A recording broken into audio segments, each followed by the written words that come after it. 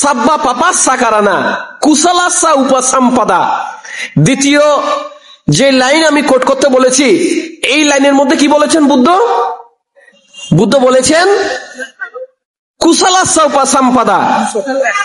কুশলাসা অর্থ কি? কুশলাসা অর্থ হচ্ছে কুশল বা কুশল কর্ম। কেমন? উপসম্পদা। উপসম্পদা অর্থ কি? উপসম্পন্ন অর্থাৎ করা, অর্থাৎ কুশল কাজ করো। কেমন? প্রথমে বলেছেন তিনি সব প্রকার অকুশল বর্জন করো। মাঝখানে এসে দ্বিতীয় যে বক্তব্য তিনি রেখেছেন, সেই দ্বিতীয় বক্তব্যের মধ্যে তিনি বলেছেন কুশলাসা সাব্বা পাপাসা আকারানা কুশলাসা উপসম্পদা, অর্থাৎ কুশল কর্ম কি করো? সঞ্চয় করো, কুশল কর্ম বৃদ্ধি করো। কেমন? তো পাপ যেমন করার আগে চিনতে হবে কোনটি পাপ কোনটি পাপ নয়, ঠিক তদ্রুপ ভাবে আবার কুশল কাজও কিন্তু চিনার উপায় আছে, নাকি নয়? চিনার উপায় আছে না? এখন পৃথিবীতে আমরা অনেক রকমের মানুষ আছি। কেমন? আমরা কুশল কাজকে এক একজনে এক এক ভাবে নিই। প্রকৃত অর্থে কুশলের সংজ্ঞা কি? কুশল কাজ কাকে বলে? এটি আমাদেরকে জানতে হবে। এটি কি করতে হবে?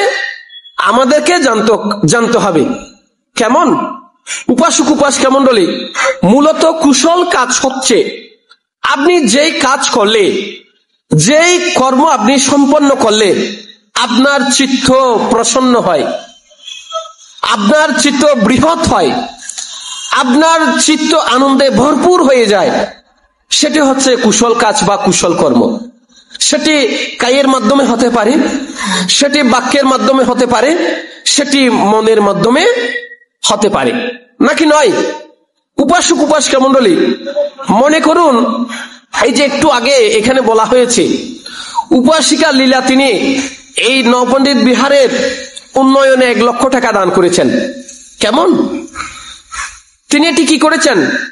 দান করেছেন। দান দেওয়ার পর তার চেতনার মধ্যে কি উৎপন্ন হয়েছে? প্রসন্নতা উৎপন্ন হয়েছে, আনন্দ উৎপন্ন হয়েছে যে না, আমি নবপণ্ডিত বিহারের মতো একটি বিহারে অর্থ দান করে, এখানে একটি উদাহরণ দিলাম, এটা সবার ক্ষেত্রে একই, যে না, আমি নবপণ্ডিত বিহারের এই উন্নয়নে আমি অর্থ দান করেছি। আমার এই অর্থ দানের কারণে নবপণ্ডিত বিহারের উন্নয়ন কাজ কি হবে? ত্বরান্বিত হবে। তার চিত্তের মধ্যে কি উৎপন্ন হচ্ছে? আনন্দ উৎপন্ন হচ্ছে, প্রসন্নতা উৎপন্ন হচ্ছে, খুশি উৎপন্ন হচ্ছে, নাকি নয়? এখানে আপনারা যারা আছেন দান দিতে পারলে মনে মনে খুশি হতে পারেন না? পারেন তো নাকি? আমরা তো দেখি, আমরা যখন এখানে বসি আপনারা অনেক দেখি উপাসক উপাসিকা আছেন যে হাতে করে কিছু নিয়ে আসেন ভিক্ষু সংঘের জন্য, অন্তত না পারলে 1 বোতল পানি হলেও আনেন। আমি অনেক সময় মানুষের মুখের দিকে তাকিয়ে দেখি, যখন বান থেকে সেটি গছিয়ে দিতে পারে তার মুখে হাসি, যে আমি বান থেকে সেটি গছিয়ে দিতে পেরেছি। কেন? এটি শ্রদ্ধা, প্রসন্নতা, আনন্দ, মনের কি, এটি একটি মনের একটি অন্যরকম একটি অনুভূতি।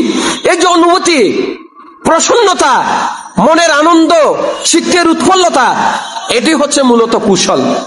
ধরুন আপনি পথে গিয়ে কাউকে মারধর করলেন, অথবা কোন একজন মানুষকে আপনি হত্যা করে আসলেন, একটি এক্সাম্পল জাস্ট। কেমন? আপনার চিত্ত কি হবে? প্রসন্ন হবে? আপনার চিত্ত কখনো আপনার চিত্তের মধ্যে আনন্দ হবে? হবে না। আপনার চিত্ত কি হবে? লঘুতর হবে, ক্ষুদ্র হয়ে যাবে, ভয়ে কম্পিত হবে, আপনি ভীত সন্ত্রস্ত হয়ে যাবেন যে আমাকে পুলিশ এসে ধরে নিয়ে যাবে, আমার কি হবে? ফাঁসি হবে, অথবা আমার অনেক ক্ষতি হয়ে যাবে। মানুষের চিত্ত তখন কি হয়? লঘু থেকে লঘুতর হয়। মানুষের চিত্ত তখন অত্যন্ত নিকৃষ্ট হয়ে যায়, ছোট হয়ে যায়, আনন্দ বলতে কিছু থাকে না, তখন ভারাক্রান্ত থাকে মন। উপাসক উপাসিকা মণ্ডলী, ওটি হচ্ছে আসলে অকুশল কর্মের ফল। কেমন? মহামতি বুদ্ধ বলছেন, এই বুদ্ধবর্গের মধ্যে দ্বিতীয় যে বক্তব্য, সেখানে বলছেন কুশলাস্য উপসম্পদা, তোমরা সব সময় কুশল কর্মের কি করো?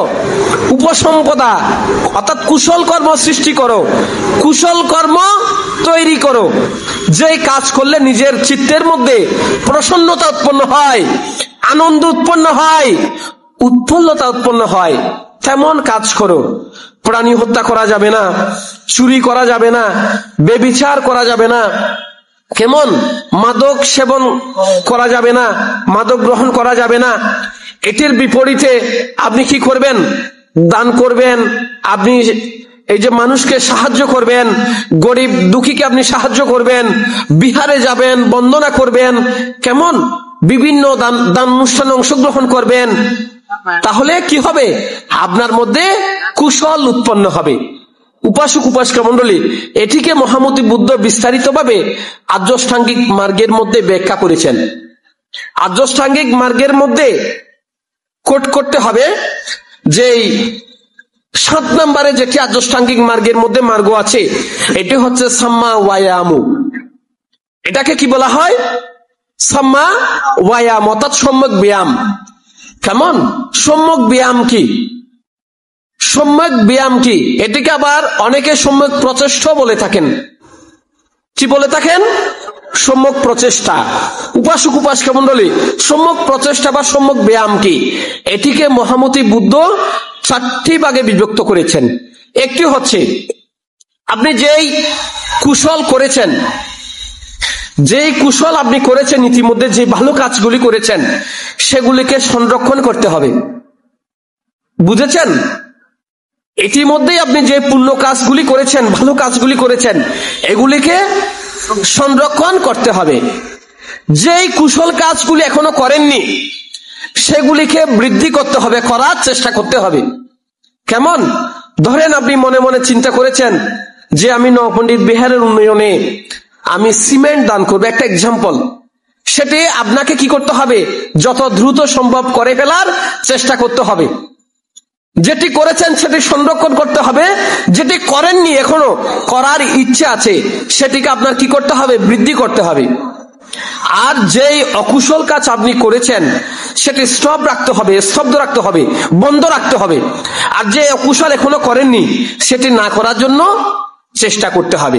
এটিকে কি বলা হয়? কি বলা হয়? সম্যক ব্যায়াম বা সম্যক প্রচেষ্টা। মনে রাখতে হবে কিন্তু। আর্যাষ্টাঙ্গিক মার্গ নিয়ে সবসময় ধর্মদেশনা শুনেন তো। এই আর্যাষ্টাঙ্গিক মার্গের মধ্যে 6 নম্বরে এই সম্যক ব্যায়াম বা সম্যক প্রচেষ্টার কথা আছে। এই সম্যক প্রচেষ্টাই হচ্ছে মূলত মহামতি বুদ্ধ এখানে এই কথাগুলির মধ্যে তিনি বলেছেন, ইঙ্গিত দিয়েছেন, কুশলাসা উপসম্পদা। কুশল কাজ কি করতে হবে? উৎপন্ন করতে হবে।